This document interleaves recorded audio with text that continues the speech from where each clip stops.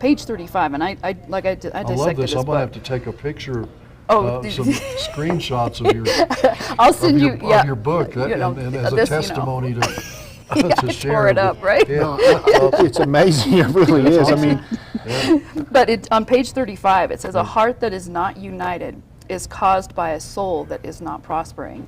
There is an alignment or an agreement problem between the soul and the spirit. I Yeah. absolutely love that. You know, the way this revelation came to me is, 3 John 2 says, "Beloved, I wish above all things that you may prosper Yes. and be in health, even as your soul prospers." And I'd heard that preached a lot, that God, from that verse, God wants you well, God wants you to prosper, right? Yeah, and right. and that's true.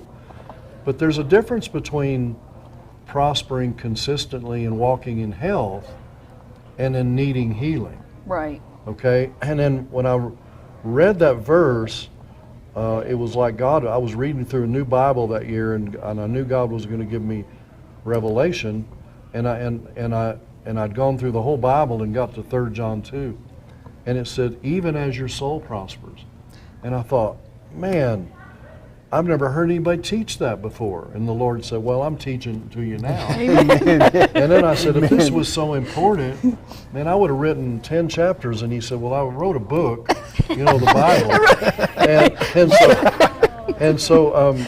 So, but it was like, I saw that, it said, "Even as your soul prospers." So I said, if I can read through the Word and find out what is it that constitutes a prosperous soul, Yeah. then my sick days and my broke days are We're over. Exactly, because that's the promise. Yeah. Right? And so that I just made it a passion. It was this passion of mine to go through the Word, find out it's in the book, A Prosperous Soul. Find out what is it that constitutes a prosperous soul, and then I preached this and taught it in my church, and we had healthy people. We had It's amazing. good right? marriages. We had, because people, their problems are not in their spirit. It's like you described, Bobby. It's in their soul. Right. And if we can help them, we really need to be some good soul doctors.